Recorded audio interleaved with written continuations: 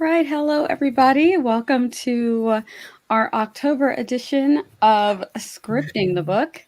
Today we have a special guest with us, Laura. I'm going to let everybody introduce themselves in just a minute, but we are talking about Pet Sematary by Stephan King. She's got the book. Look at it. Look at it. It's beautiful. Came in at the library. Nice. So yeah, let's go ahead and we're gonna let our special guest, Laura, who's been with us a couple times, we're gonna let her introduce herself and then we'll swing it backwards, Ben, Natalie, and back to me. So take it away, Laura. I am Laura Nettles. I mostly write horror. I have a collection out called Tiny Shivers. I got another review this month and it made me so happy. It's like, I don't know this person and they liked it. Yay! Anyway, that made my day. And yeah, I don't know. I'm here. I'm ready. I guess. Maybe. I don't know. I'm here. Hi, Ben. Hey, yeah, I'm Ben as well. I'm great to be here. I do some writing occasionally, and that's all I got so far. Oh, tomorrow night, Monday, 6 p.m. Eastern time, I'll be doing a productivity sprint on YouTube as Running to Write. Nice. Natalie, you're. I can't hear you. Am I good now? Yeah. Yes. Okay, perfect. So my screen's not working. Like, even though I can see everybody, I can't mute. So luckily I mute on the mic. That's the word. I'm a writer. Editing Natalie would know the right word and fix it correctly. So, yes, I am Natalie Locke, co-author of 1,000 Words to Get Started and 1,000 Words to Ignite Romance prompt books. Wait, I have them. I actually have them. It's weird to actually be like, hey, I did this. Look. All right. Either way, and I live stream once a month with my co-author, Chandra author, Arthur, not author, though she is an author, as we live edit and live draft flash prompts. So yeah, that's all about me. And I'm really excited for this one, by the way. I'm excited for you too. I can't wait till I can get a copy so I can hold it up. I like to hold up my friends' books when I have them. Oh, well, no, I am excited for Pet Sematary. Well, I'm excited for you. Yeah, I'm excited for like your the 11th hour. It was this week. I had to cave and be like, all right, I need to get the Audible version, so I had to buy. You did? Okay. And everything, and because I was like, there's no way I'm going to be done. Because I was looking through, I was like, wait, when is our live stream anyways? Oh shoot, it's this Saturday. Okay, I got like over 100 pages. We're just gonna dive right into this. Oh my gosh. Yeah. So let's go ahead because I do want to start talking about it. But no, Nia, you got to introduce yourself. Oh, okay. Yes. I'm Nia, the Vixen of Fiction. I write historical fiction, fantasy, sci-fi, and romance under NV James. I stream on Tuesday nights here on YouTube, and I also stream over on Twitch on Mondays and Fridays, and sometimes Wednesdays in the middle of the day. So you can come hang out with me there. I also do a podcast called Small Town World, where we talk about building your world building and creating your small towns for your cozies and your romances, and even for your fantasies and your sci-fi, because we kind of genre hop into it, though Tiffany mostly does in the romance realm. I kind of am all over the board because world building is my jam. I love it. So if you want to talk about that, or if you ever have any questions, you can always catch me on a live when we're doing productivity and we can help you out. So that is me. I do have books under NV James, so you can check those out. Are we ready to get started? All right, so we're gonna do our Pet Sematary, dislike, neutral, like, and love. Anybody a DNF? Wow. All right. Okay, here's the thing. I was like determined. I'm like, I'm gonna make it as far as I can. As soon as I had my first ick, and it was, I was like, oh, there it is, and I was like, I stopped. Then I picked it back up because I was like, no, it's not that bad. It's not that bad because it's a progression. But eventually I was like, okay, that's it. And it's because I was listening to the audio and nobody was home. And that thing where you're in the mirror and you see something in the mirror, it was nothing. It was my husband's little fan.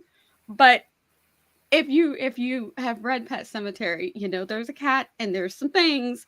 And I was like, yep, I'm done. So we'll talk about how far I made it, and what I actually thought of it. But it was a DNF. But anybody a dislike, a neutral, I like? guess. Are you neutral, like? On the Like- book, on the book. So I didn't finish it yet. I just wasn't. It into is very reading. thick. Yes. I just couldn't get into it. Like I did not connect with the main character. So like neutral. Like I liked the movie. So I don't know. Yeah, he's got Okay, a lot of we'll stuff get- at the beginning. So Yeah. we're kind of neutral on the book. Who's a like on the book? I'm like neutral to like. Neutral like. So no loves on it. No loves on it. And I will say I'm probably a neutral to like to what I've read so far. My disclaimer is I don't like horror. I like vampires and witchy stuff that doesn't feel real, that fine, we'll do feels Salem's more Lot. fantastical. When it gets too creepy, dreamy, Like could be full on fever dream situation, and yeah. that's where I'm like, you lose me. I don't like gore, but I do like The Walking Dead. That doesn't feel real to me yet, even though with things that have been happening lately, with the germs and things, it's starting to feel a little bit more real to me. But it's mostly the gore part of like vampires and zombies that I don't like. They don't feel real.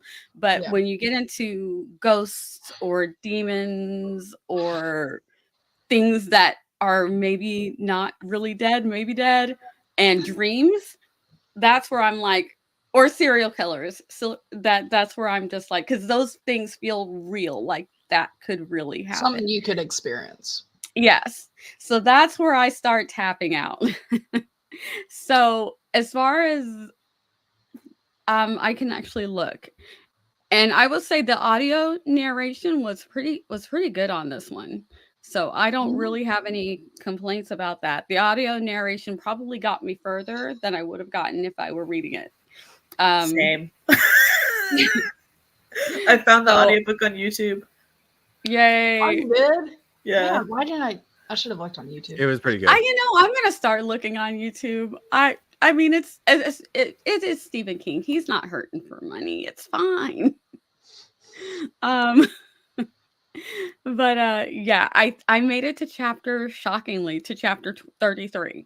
Oh wow. So yeah, that's further than I got. So there are deaths. This is horror, Mhm. and it's Pet Sematary, and it's Stephen King. So I don't feel like that's a spoiler. I made it through the first death. I made it through the next death, and then things started happening, and I'm like, I'm getting the creep factor now. So yeah, I did make to chapter 33, halfway through.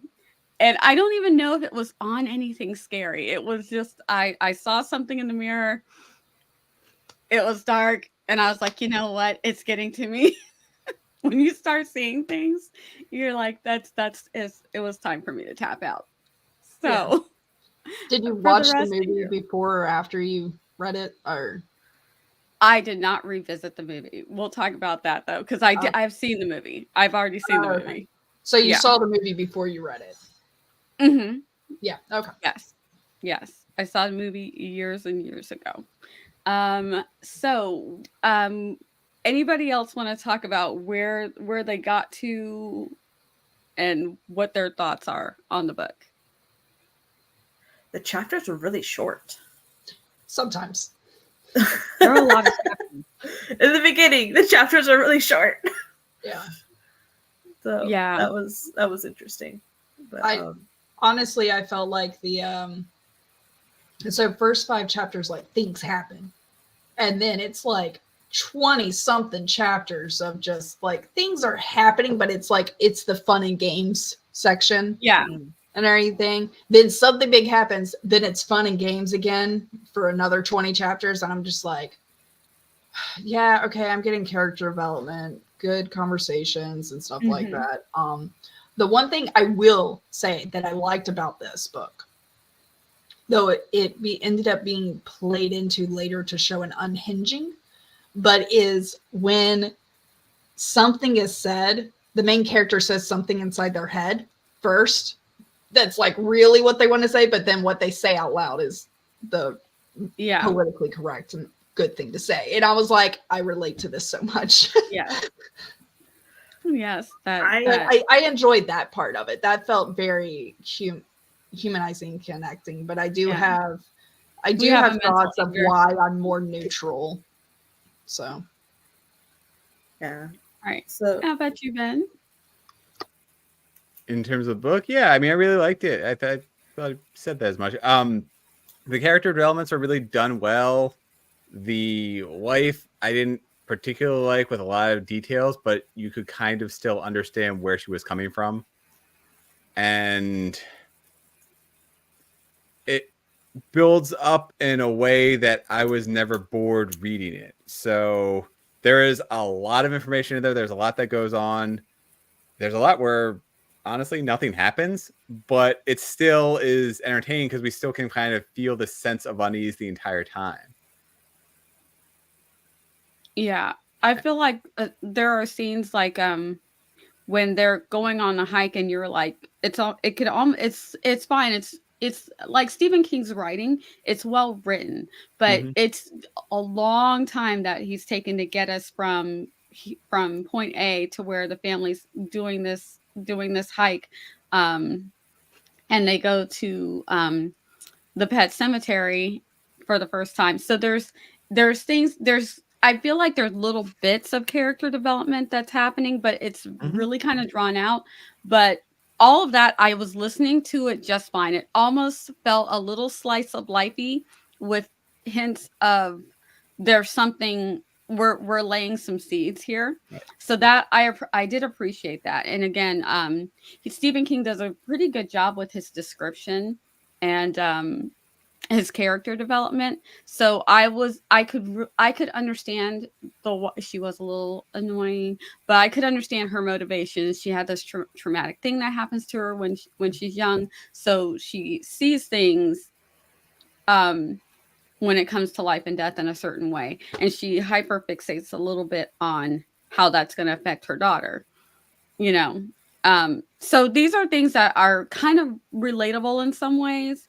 It does take a long time, but you get to know the people that he's working with, which is it's nice to see how he is at work and then how he is at home, especially with where I ended up DNF. But you start seeing the unraveling that begins to happen, and it starts with the first death and then the second death, and I'm sure it goes on because I know that there's more death, but I that's where I stopped. And the creepy things that are happening. There's some dream things that happen that if you're a lucid dreamer like I am, who has those very vivid, feel real kind of dreams, and are very aware that all feels kind of real. So I feel like he did a good job setting it up. I feel like if you're ready for the horror, like you're like, I'm here to I scare the crap out of me. It might take a while to get to that point. I scare easy, so I was already creeped out at death number 1 and what happened after death number 1 and then death number 2 and then what happened after death. So I'm already my hackles are already up. But for other people, I know that's like, they're like, this is nothing. Come on. Yeah. I would argue that their relationship, so Judd and his wife, it didn't really feel that great to me. And I know it's in the 80s and whatever, so it's a different time, but it also, the best way I can say is that this book is kind of, it is a tragedy, in that if they were, a healthy relationship, they could have easily gotten through this, but because they were kind of not the best together, and honestly not the best people, they were kind of doomed from the start. Yeah. He was able to. There are times where I guess in his mind he has to lie. He's able to do that way too easily, and she flips on a dime sometimes super quick. Like that we're having a conversation now, it's escalated. And I think that's where Stephen King tries to say these are some of the things that happened to her when she was child. So maybe this is why. She goes from kind of like a 2 to a 10 when they have what he calls the worst argument they've ever had, and I'm like, was it really though? But yeah, there's a lot of little things in there that are red flags, and Yeah, the intimate moment following the first death, that felt really weird to me. that felt really weird. That was I completely agree. Any intimate moment in the entire story, it's maybe because we're not used to seeing it with Stephen King. Yeah. Like I haven't seen it in any other book or whatever. But also this is told a different way and stuff. But yeah, it seemed odd. It seemed forced, maybe. Yeah, like he felt like it needed to be there, but almost like he didn't know what to do with it. Yeah. Right. Like where do I put my hands? You have to show that they're a loving couple by, They're in love with each other, honest. Like, Look. oh my God. Now my critique of it makes sense. Like if it was thrown in trying to show this situation, but I have a critique and I bet it could have been thrown in just to show a connection between them. Yeah. Yeah. Because without those moments, you don't really, I mean, all you have is just the red flags. Yeah, all red flags. Like, are they close? Do they love each other? And especially when you know, the history with her dad not even liking him at all. Just like, which I kind of like that, like that there was something bigger than just them and everything. Yeah.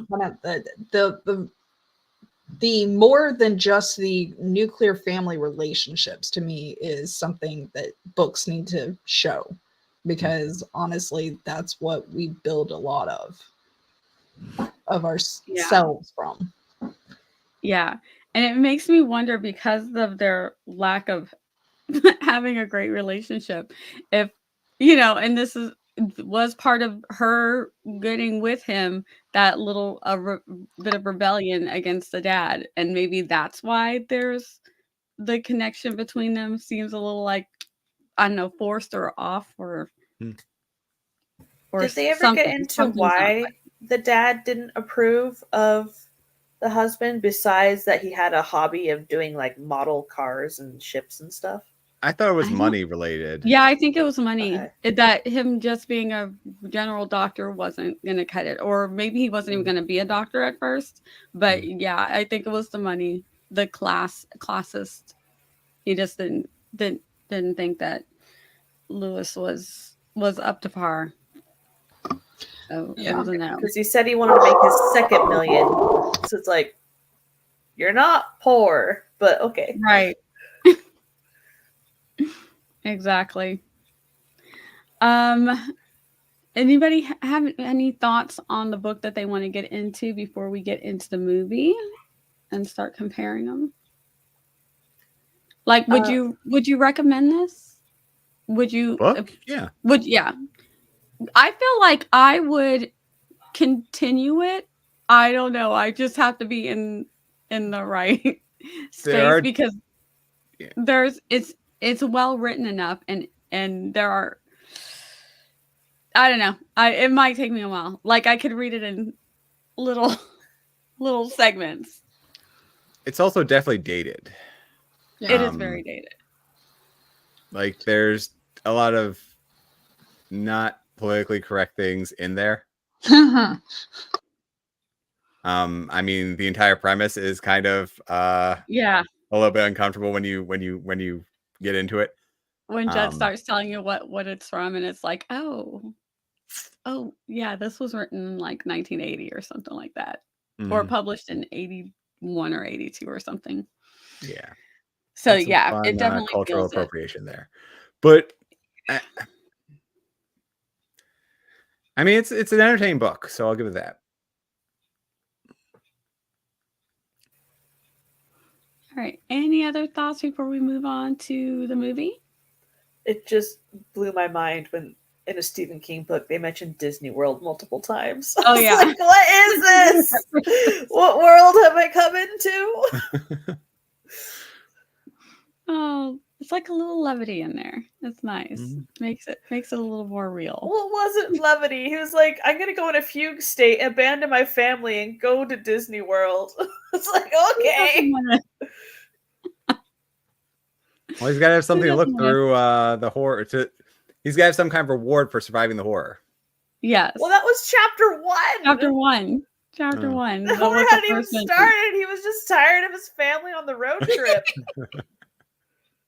It's like, you sir are We not got different very definitions of the likable. word for horror. Yeah. Yeah. A little relatable. Yeah. All right. All right. Let's bring it on because I got thoughts. Okay. Here we go. I have not seen this movie in forever. Pet Sematary. Anybody a dislike? But it's 89 the version. 1989 version. Yes, very, very important there. 1989, the OG, Pet Sematary, the OG. We'll talk about the other parts, the 2019 version. Pet Sematary 2 and the remake after this. Whichever versions y'all want to discuss, we'll talk about them. Right now, OG. Anybody a dislike on the OG? Neutral on the OG. I'm gonna go neutral because I really don't want to say it's just not my cup of tea. Not at all. Saw it once, don't ever want to watch it again. You didn't rewatch for this? No. Are you kidding? I barely got as far as I did in the book. No. Oh, So you don't know how it ends. It's the kid. No, it's the kid. Oh, and the cat. Okay, look. Yeah, I will say I watched the movies. When I was watching the movies, my cat decided to come and cuddle with me, and I was like, "This is like the worst movie to cuddle with your cat with." As long as the cat doesn't smell, it's perfectly fine. She didn't. No. Oh my gosh. So And she was a yeah, sweetheart. She wasn't doing her psycho. I'm gonna. no, treat there was them no more weird like a boy. swaying. Yeah. No weird swaying, no weird odors happening. Who liked the movie? Yay. Any loves on this one? All right, so neutrals and likes all Neutral. around. All right, awesome. So let's get into it.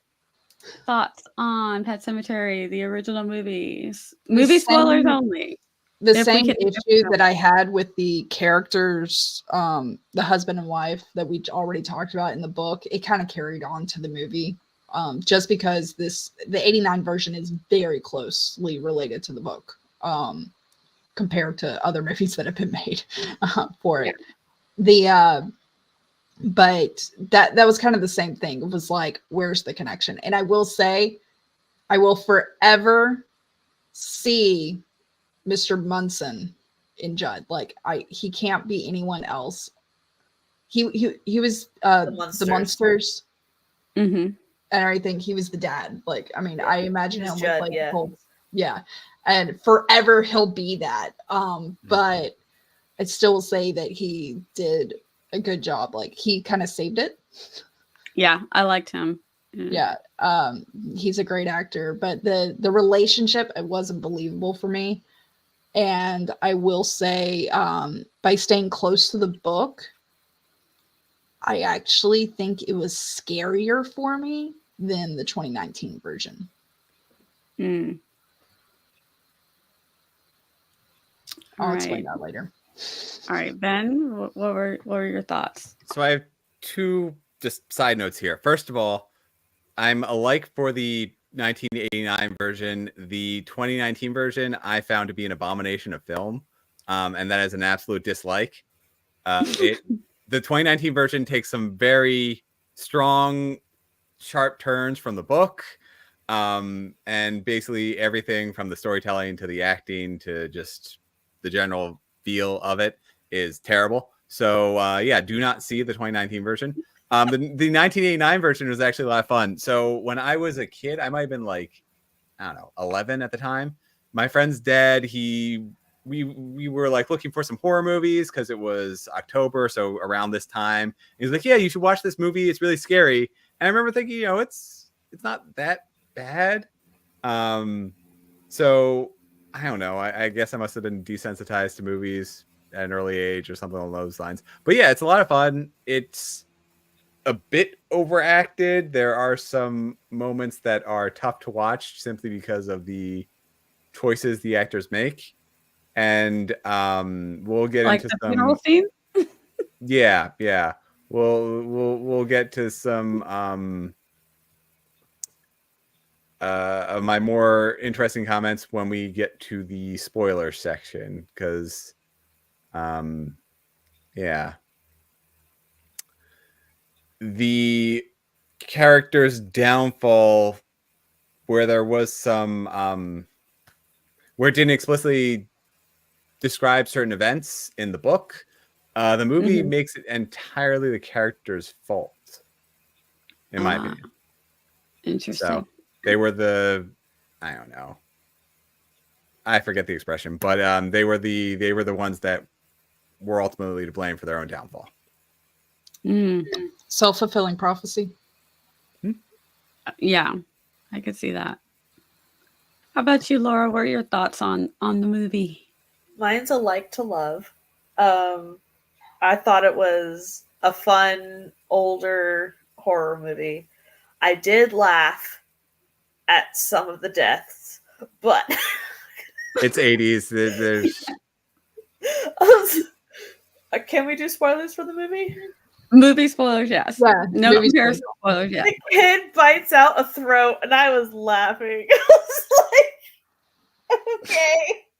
If it makes you feel any better, Alex was rewatching like The Omen from the 70s, then The Omen 2 from the 80s and so forth. And we were talking about, we didn't realize how much the evolution of acting has occurred, because the 70s was like, but wait, how could that be? Looks at camera like in shock or something like that. And I'm like, Hammer horror. yeah, I was just like, are you kidding me?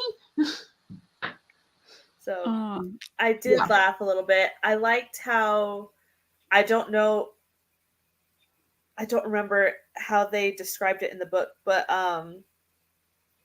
they say that the ground went sour. And so it was after it had already been burial ground that it turned sour, and then it was no longer used and they abandoned it.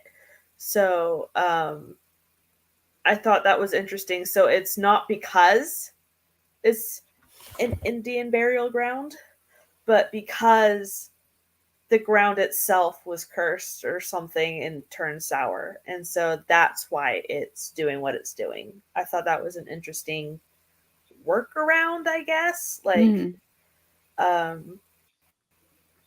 so I don't know. Yeah, I don't know. I thought that was a cool workaround. Yeah. Now I watched a few clips just because I wanted to make sure that my memory was good on the movie, but I was like, I'm not rewatching this. But the whole dated thing that does happen, and I almost wanted to watch it to see if I would still have, but I already know from watching the Amityville and not Poltergeist, the one where she turns her Exorcist. head. Oh, Exorcist. Yeah. I already know that it doesn't matter if it's dated and it looks fake. I know. I already know. Those were way worse in this movie. Gosh. Oh my gosh. I liked how they did the Exorcist from my mind. It was it scared me so bad. I can't with it. So I was like, you know what? Let me not do this to myself. But yeah, just from the things, no, it's the cat. I don't want to look at my neighborhood cats like they might come for me. Like, it just feels too.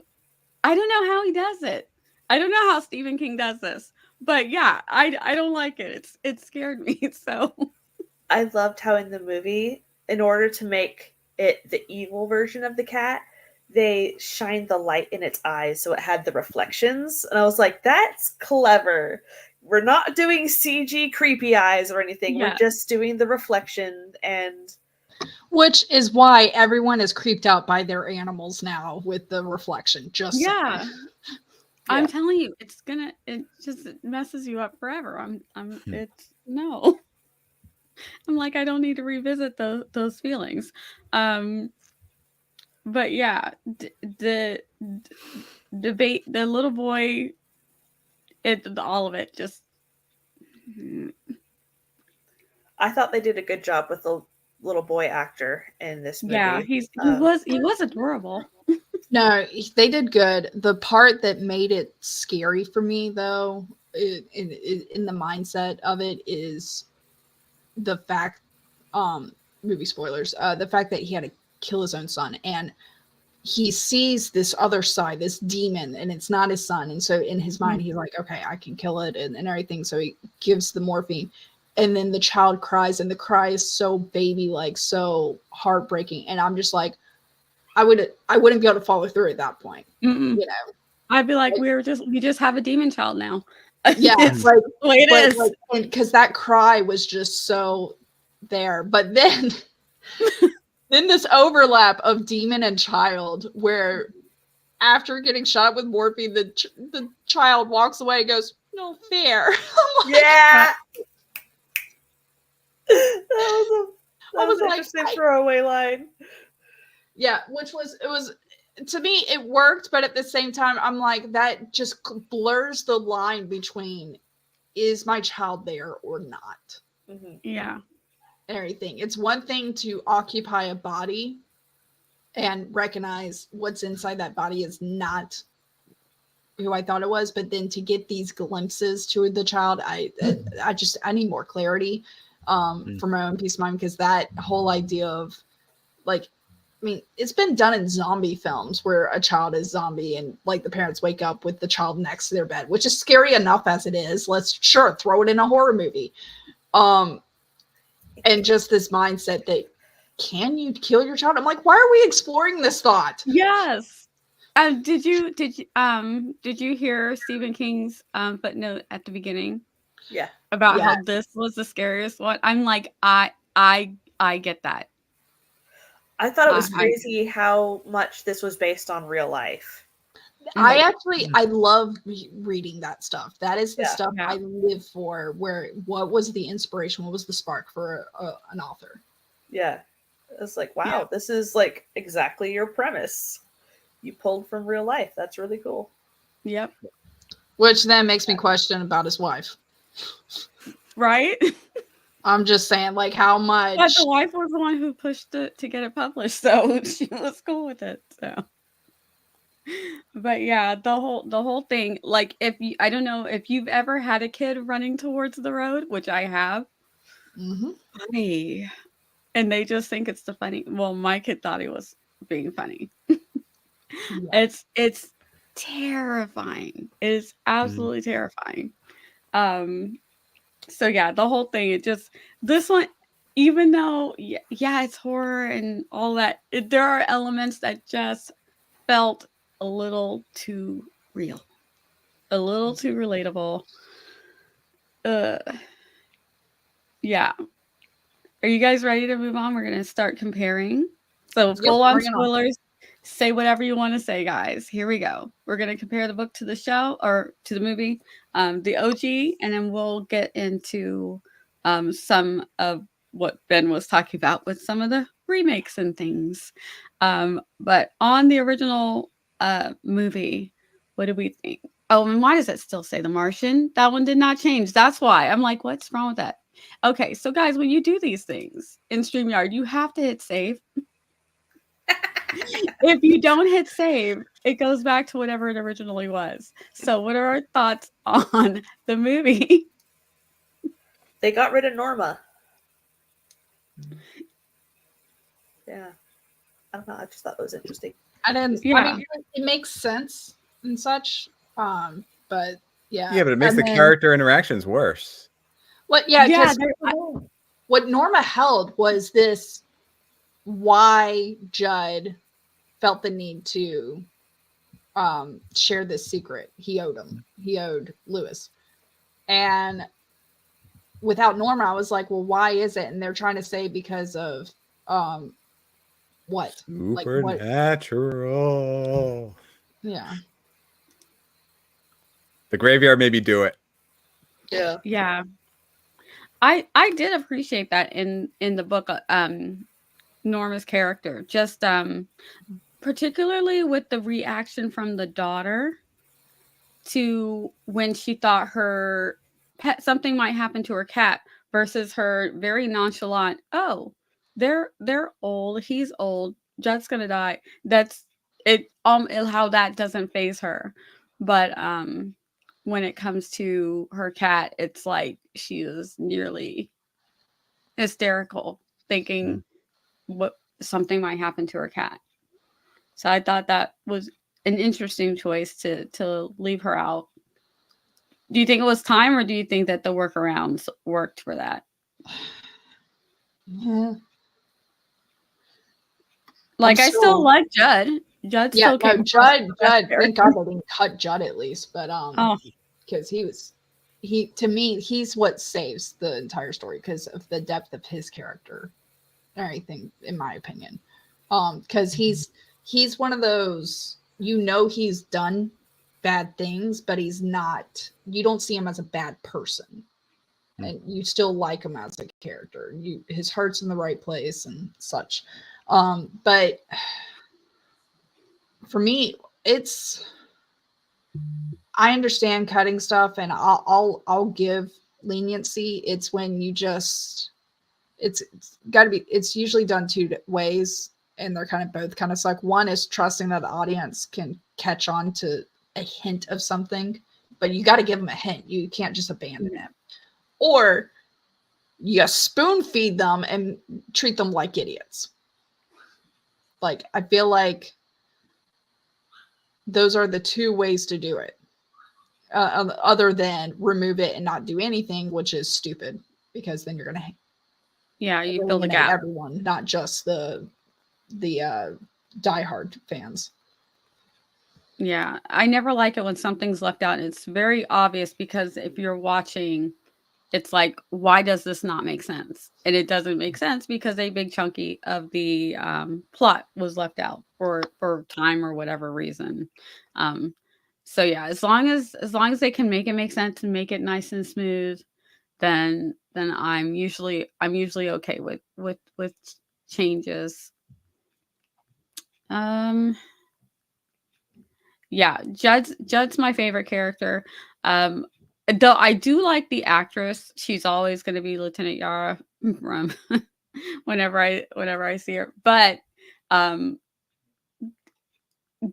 there is that overacting thing that happens. There were plenty. Oh gosh, yeah, and it's a sign of the times. What are you gonna do? I'm thinking that it all still holds up,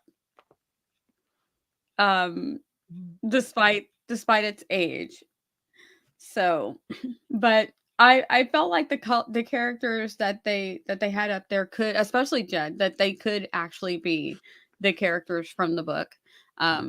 When because I didn't see it, the remakes or part 2 or anything like that. So when I was reading it and listening to the audiobook, I was visualizing the characters, especially Jed. I could and the little boy, and the cat. Poor cat. R.I.P. cat.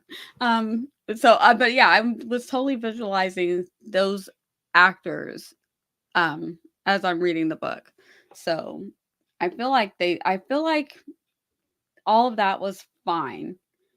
Judd's still my favorite. Just it's his voice, his way of speaking, and the way that he's telling stories. Like it was very believable. You could imagine that this is really an old dude living up in the mountains, and yeah, that was spot on. That was great. Great casting. Anybody else got any thoughts? I would argue that the entire catalyst of Judd being irresponsible at a party and causing, his negligence led to his son being in the middle of the road. And there is a very long stretch between the house and the road. I mean, I would say that it is a parent's responsibility to instill a sense of fear in the kids so that they never even think about playing on or near the road. Mhm. I understand there was a lot going on in the scene, but it still feels like parental negligence. Yeah, And they were really far from the road. yeah. Yeah. I remember when my son thought it would be funny, we were in a parking lot, which is why the road was very, very close. And you're putting one kid in and you go to grab the other one and he takes off. You run after him, you snatch him up. But it's still scary. I can't imagine having that far, like it was quite a distance. No, and that's a parking lot. And he's but just not looking. He's just not looking at him. He literally, you don't turn your back on your kid. Mm-hmm. Exactly. No. They're 2 years old. They run off. Like, you need to know to be on it no matter what. Or you have, yourself and your Judd's wife or whatever instead of Nobody. Yeah. Nobody. It's even worse than the 2019 version. No. It is significantly worse. Wow.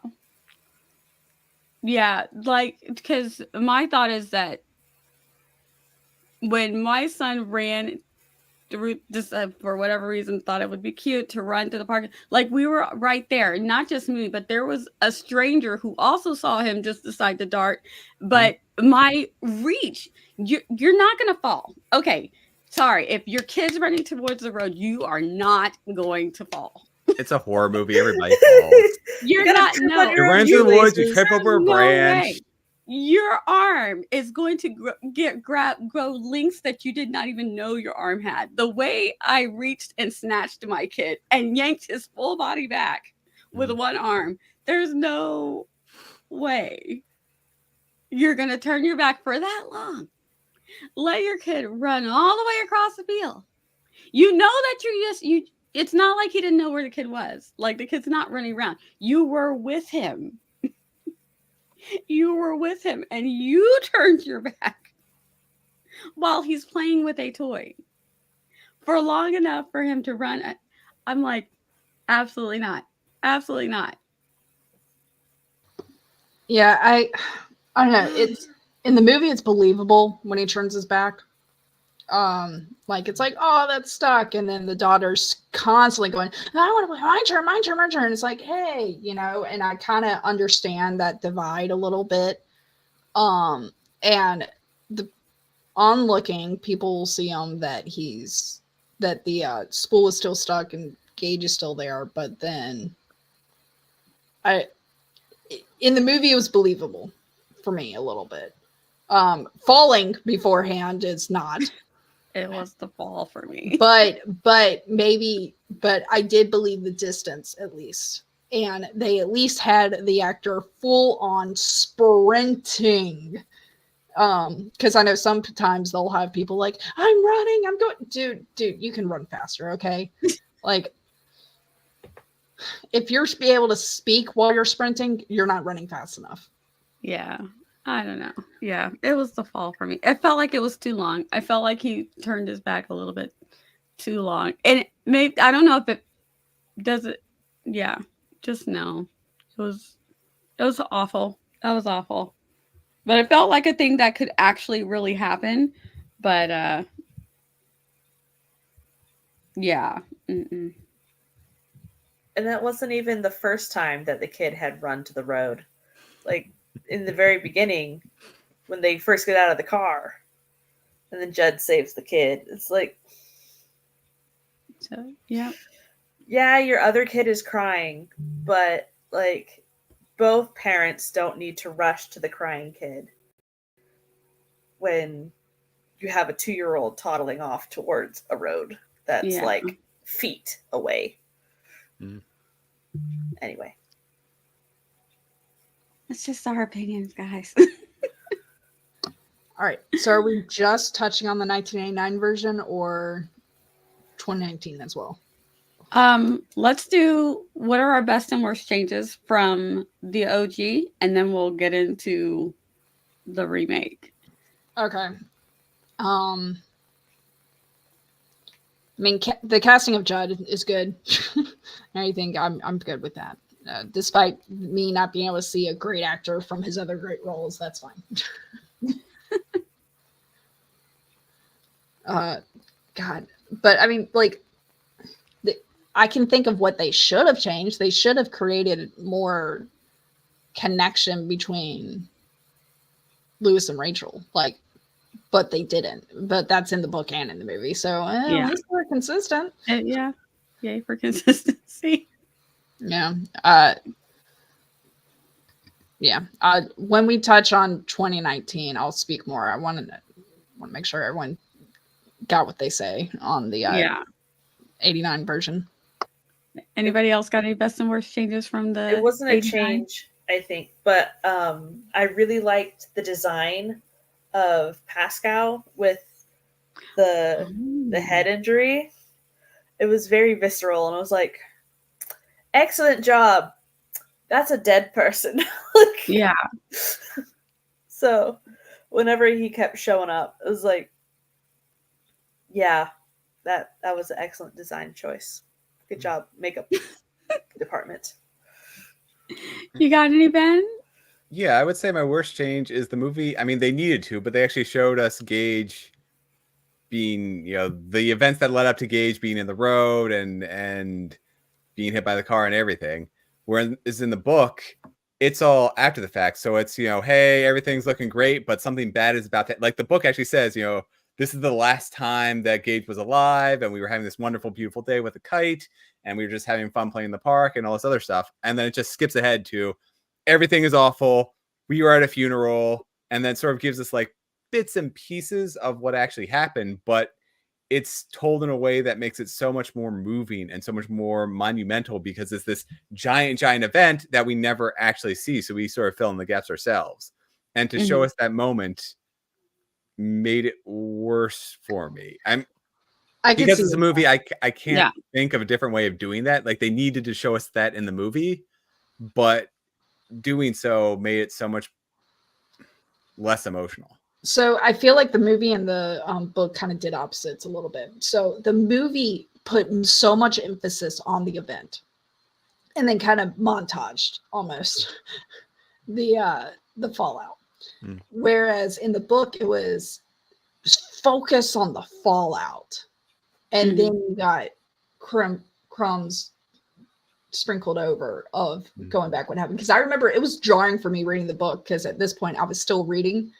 And it was like thumbing through, laid Gage down to bed and put the covers on him. He's so sweet and cute. I've had the worst day of my life. And I was like, wait, what the happened? I knew what was going to happen because I read the prologue before the book, which the prologue or the author's note or whatever, it kind of like lets you know what the book is going to about and the big twist and stuff.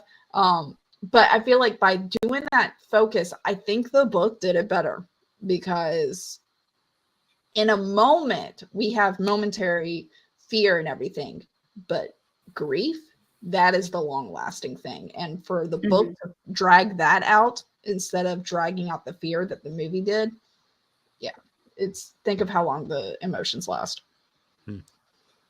Nice. All right, guys, let's get into it. And I didn't put on here, but it is full spoilers. Thoughts on remakes. If you want to talk about the Pet Sematary 2, you can as well. But I feel like you guys want to get into the latest and not so greatest iteration. So just go ahead. Let us know which version you're talking about and go for it. Go, Ben, go. Go, Ben. This is your moment. Okay. The 2019 movie makes a huge change in that Lewis actually saves Gage's life, but then it's Ellie who dies. And she is just like wandering in the street for a good, hour, not an hour, but like she sees the cat coming back And so she's just like standing in the middle of the straight road, chasing after the kid, like everything about, and they're playing hide and seek literally next to the road. So it's a group of kids, all of whom playing hide and seek, and she just sees her cat, so she goes on the road. Like every design choice in this movie is bad. And so the actual moment, it's Ellie who dies, and that's a huge change, but it makes it explicitly her fault. Because the parents did the right thing where they see Gage running for the road, and the dad's able to stop him, and he saves him, but then Ellie's hit, and then it's just terrible. So the opening scene in the movie is the aftermath. It's just like a really quick flash. They don't show any bodies, but there's one very distinct key problem with that, in that the car door is open, which means that opening scene never actually happened during the length of the movie, because afterwards, it shows what is it? Lewis puts Gage in the car and is like, no matter what, do not open this door for anyone. And then he goes to put down Ellie, who is the evil villain, who is in the process of burying his wife. And so he's like, I gotta stop my daughter from doing this thing. And so he meets her in the Pet Sematary. And long story short, everyone dies, and then they get resurrected, and then they come back. And so he's banging on the car door. And so that's how you get the bloody print on the window. But that's how the movie ends. And they never actually open the car door. So like that whole moment, that whole first scene doesn't actually happen in the movie, which was really just frustrating. Like I said, there are so many design choices and plot mistakes and just bad storytelling in the 2019 version that it's just it just was. I was watching it while I was on the bike, and it just made me angry. I will say the 2019 version focused more on like the demonic side of it, and I actually was kind of, even though executed poorly, glad for the that we knew what the demon wanted. The demon wants its own zombies and everything, whereas the book didn't really convey that. Convey, like, other than living and causing turmoil among people to know the truth of secrets that were hidden from them. What is their purpose? Like, are you Lokiing this thing, or are you creating zombie army? And I think zombie army makes more sense than Loki thing. Because only Loki can execute that. Just being there for chaos is not really demonic. That's just like little sibling syndrome. So as the youngest, I can say that. What I liked about the new movie is that, one, if they did it the old way, everyone read the book. Everyone saw the older movie. Like, you had to change it up. Also, what I liked about the new movie, though I still agree with you, is that in the 2019 version, they had not Judd having feeling that he owed Lewis something, but that he owed Ellie something, because Ellie had a connection with him. And I thought that was a beautiful touch. True. Counterpoint to that.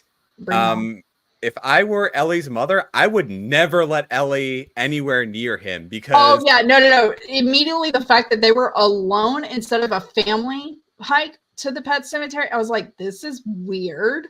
Yeah. And so, I understand they started with a weird situation and then tried to make it a fun family friend thing, but it should have been met as a family and build up from there. And like, they could have done that where he met the whole family, not just Ellie, because creep vibes were there. Yeah.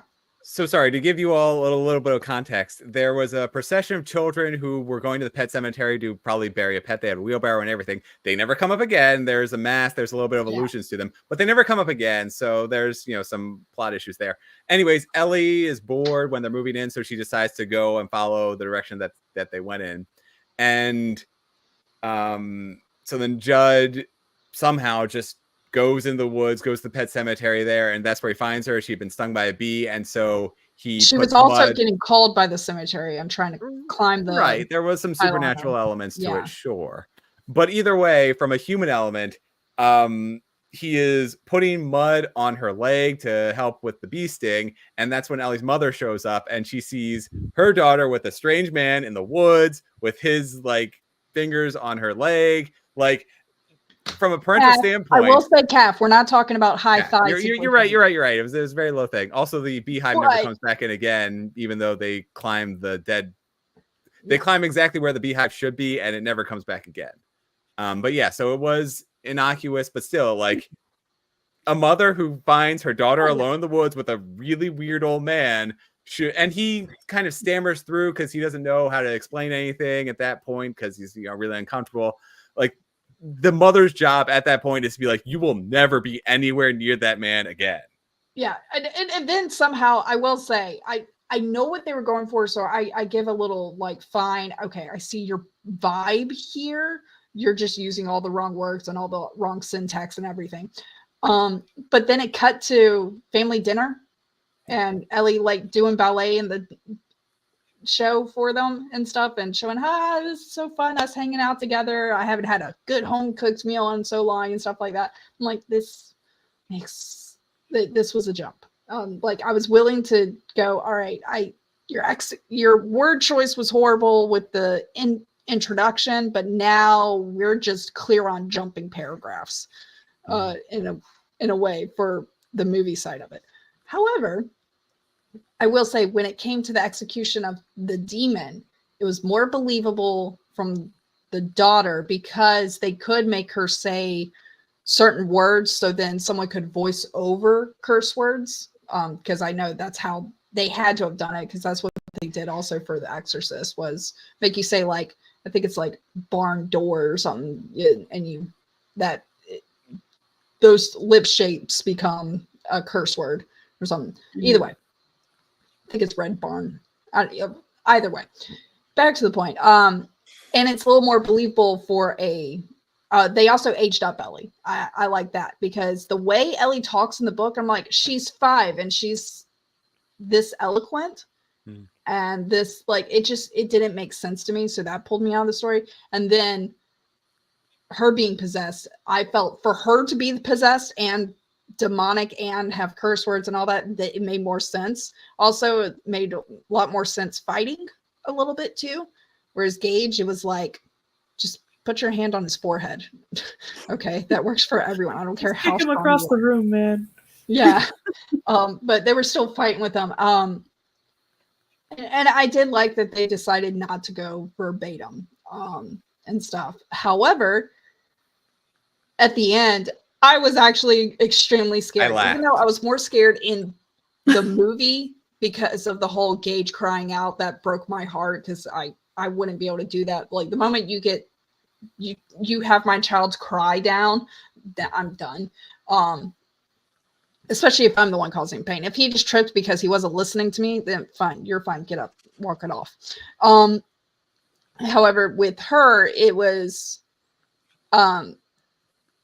they had Gage young in the 2019 version and the family coming. That was scary because I knew this kid had no chance.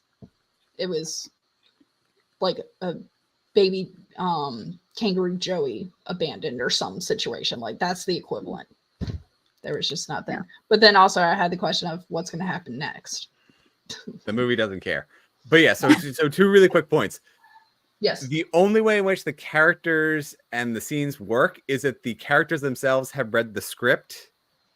So we mentioned that Ellie's alone in the woods with Judd, and then she finds him. Her mother walks in and like is able. She is unpacking the house and is kind of a little bit negligent because again, you need to really keep a good eye on a 9-year-old in a new place. But sure, whatever. It's hectic moving in. Allowable, I guess. She is able to know exactly where her daughter is in the woods and pinpoint her. And she just walks up and is like, oh, she finds her in the woods. And that is one of many scenes in which the only way that makes sense is that the characters in the story have read the script, know what's going to happen, know their own motivations, so that way they can act accordingly, even though the story doesn't say it. And then second of all, that deadfall was pathetic. Like it was the pet set, like the actual pet, I guess the not real Pet Sematary. the toy store of Pet Sematary. That was it looked like this little nest. You could just easily walk around the deadfall. Like there was no reason for them to climb over the trees. It was just a little pathetic dinky thing in the middle of the woods. And they zoom out just to make it even worse. And you can see that it's just like a couple of trees lined up around the edge. So it looks almost like half a nest. And then, there's no reason why they had to climb up over it instead of just walking around it. For the fact that the script tells them to. Yeah. Now I believe, because I didn't ask. So Natalie, what did you think of this one? Were you a dislike, neutral, like, or love?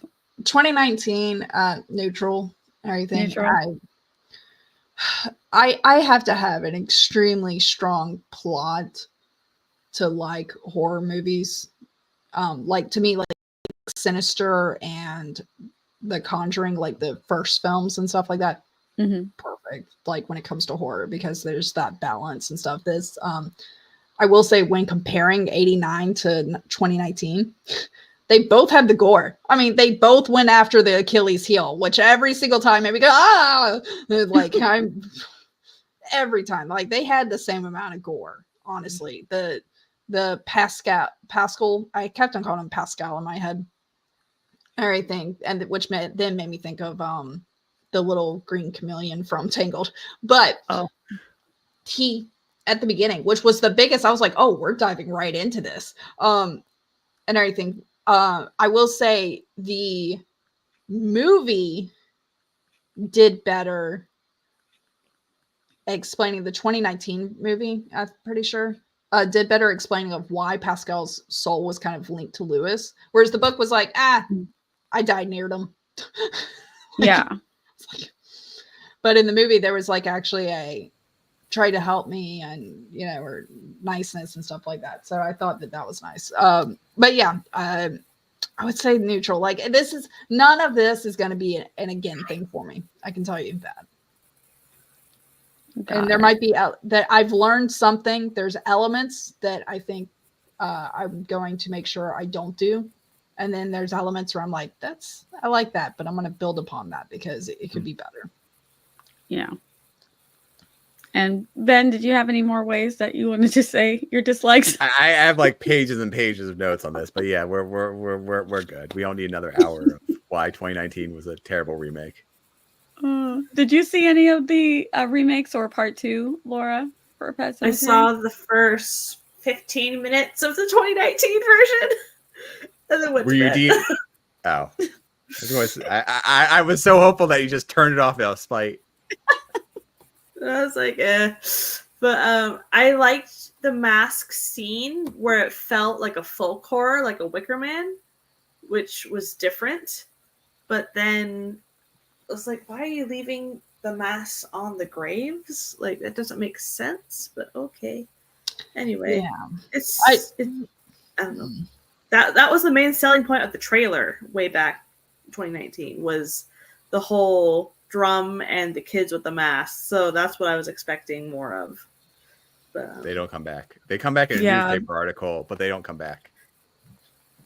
That was just to suck you in, Laura. Get you all excited. I was like, enough to make you think that it's going to be special. We're going Wicker Man with Pet Sematary. Woo! So we're pretty much one neutral and the rest are a no on the 2019 version. I mean, I feel kind of bad. Like, I feel like we should do another Stephen King thing because he's supposed to be great, but it's and actually, if I remember correctly, the Stephen King, the only reason this got published is that he wrote it and he thought it was never going to see the light of day. But his publisher, as he was switching publishers, the old publisher was like, "You owe us one more," and he was like, "All right, fine, here you go," like almost spiteful. Mm-hmm. And that's how it got published. And look at the popularity it gained. I will say, yeah, I mean, it's an entire franchise. Like people. Like Pet Sematary, it's a vibe for sure. Yeah, they at least got the message. And my husband and I had an entire argument of whether Stephen King was horror or not. I was like, it's not scary because I was trying to get scary movies and shows and stuff for October, thinking I had more time, but I don't. And my husband's like, well, Stephen King's not scary in the sense of like jump scare or you're looking over your shoulder. Right. It's more of this concept of what if this actually happened? What if this was real? Yeah.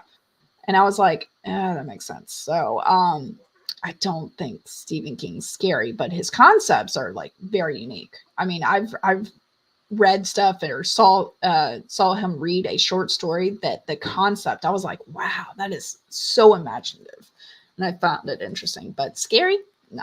Yeah, no, it does something different than the jump scare horrors. It literally, it's the relatableness and of a lot of it, like the dream sequence stuff that happens where he's like running, he's going through the woods, he's following Pascal, and he does not know if this is real or not, and he's literally bargaining in his head, is this a dream? This has got to be a dream. I'm gonna wake up and it's all gonna be a dream. And if you've had those kind of lucid dreams, you get that, and that is very scary. The dreams where you know you need to wake up because it's getting bad, but you can't wake up. And then it's the waking up and his feet are dirty. He's got the scratch that he distinctly remembers getting the scratch. And then having to rationalize it in your own mind to make it so that I'm not crazy here. So I'm going to make this make sense. I must have been asleep, and so that feels very real. So it's scary in a different kind of way. Yeah, it's just, whew, Sorry, just to go back very one more good. time. 2019, you both have incredible comments about how prolific Stephen King is and how he writes his stories. 2019 had an obsession with jump scares. I don't like jump scares. They give me Well, no, headaches. I'm saying that was like missing. Yeah. That was more just proof that it's missing the point of a Stephen King. Yeah, you're missing the point. Yep. Yeah. If that's how you're trying to scare people, you've got to make people feel it. You've got to make people the feel suspense that fear before of, the I jump. remember the time my kid almost fell, or time my kid almost ran into this. What would I do? And like what Natalie was saying with, what if your kid turned into a demon, would you be able to handle it? Or would you be like me and be just like, well, we have a demon child now? Because I don't think I can do it. Oh, so We just something got with a demon you. kid. I forgot to mention this critique. So Lewis and Rachel's relationship and everything, and then the ending of the book and even the movie, all the movies, is I needed to see Lewis be obsessed with his wife. I wanted a small obsession that as he gets more unhinged, it makes sense why he would bury his wife. Because why would he be so willing to kill Church, kill Gage, or kill Ellie, depending on the movie you watch and stuff, and then go bury his wife and wait for her? Like that made no sense. The obsession, the healthy love turned obsession. Like it just didn't make sense. That's why I needed stuff early on. And I think that is why in the book we were talked about those intimate scenes being thrown in. It's like, just because it's a Tuesday night, man, like you don't have to talk about it. All right, they got 2 kids. We know it happened at some point at least. How'd you like that kiss scene when she came back? Oh my God. I was like, why? Why? Because the book didn't include that. The book didn't include a hand on the shoulder, darling, and everything. Like it just did not make sense for character development because I saw Lewis get slowly unhinged, but I needed to me to be unhinged, you have to have certain pieces already showing, like show a little obsession. Like maybe he can't help, but if her hair is up, he's got to kiss her neck or something, show me some slight compulsive actions on his part and everything, as well as the other side. The thing that I dislike about the entire world is this constant, like when something bad happens, it's like, oh, the cemetery made me fall asleep and prevented me to do this or stuff. Like, okay, so then what is the good thing that's allowing Rachel to finally get a rental car when she can't make her flights? What is allowing, like people to wake up in time, you know, before something happens. Like, what's the good thing? Not just this, it's the power of the cemetery over us. It pulls us, it controls us. And then why is it an extension to even miles away to affect a child that's in Chicago and stuff like that? And like, why? In the movie, it's Pascal's ghost. Yeah. Pascal's ghost is the one telling the worker at the airport, like, what about this car? Pascal's the one, which like, I did like that.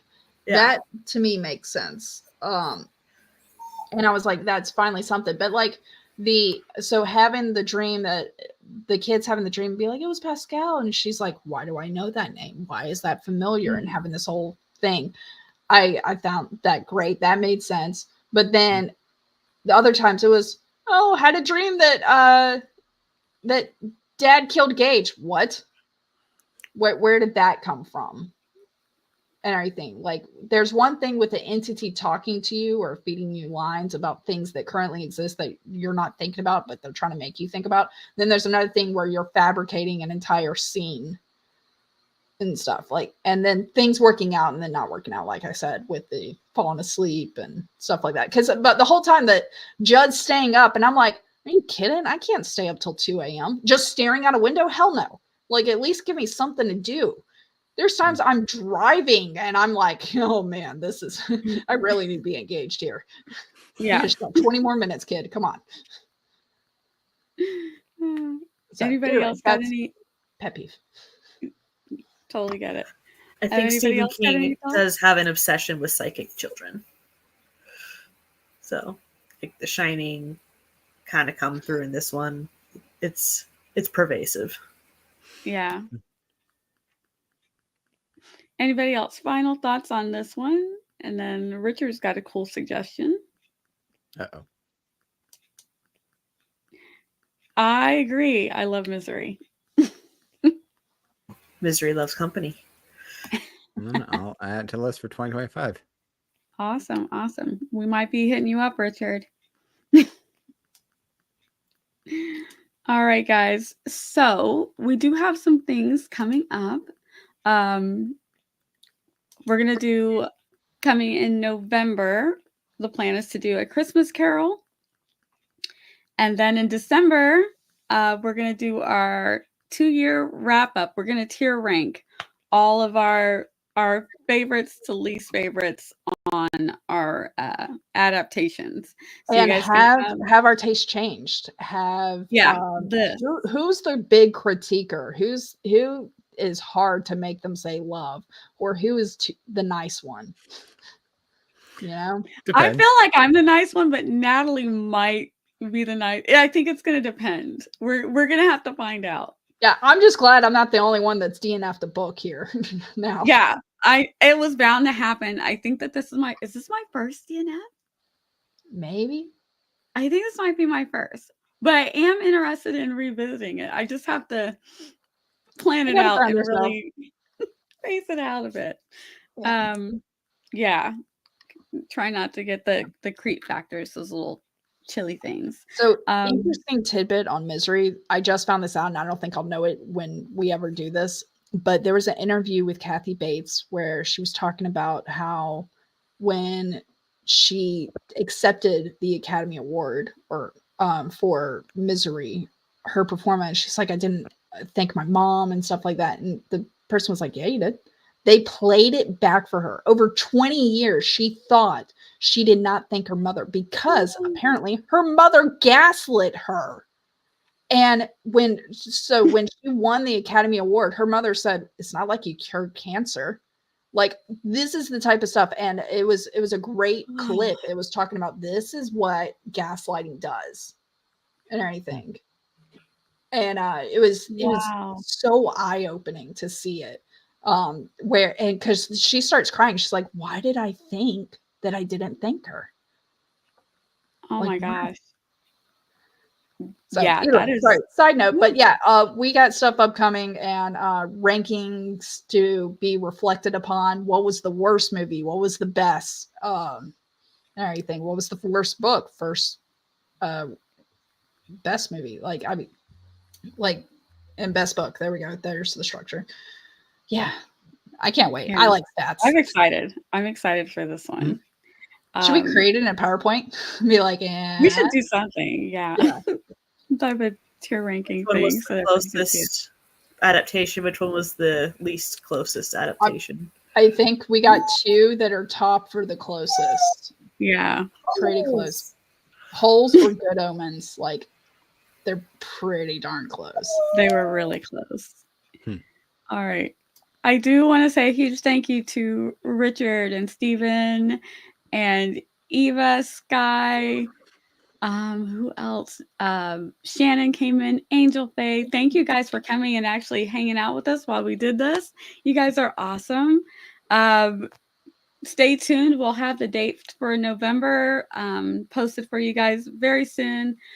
And yeah, this was actually really cool. I was like dreading doing something horror. Did you guys remember when we did last year? We did Dracula? Carol, we did Coraline. Oh, Coraline. And I was like, Coraline was scary. Coraline was scary, guys. Coraline was actually scarier for me than this book, actually. Yeah. I don't know what it is. But I promise every October we will do something that is scary. And we'll see if I make it through. Let the games begin. I know, you guys. We have some interesting ideas in our to-do list. Oh, yeah. Don't challenge me too hard on this, guys.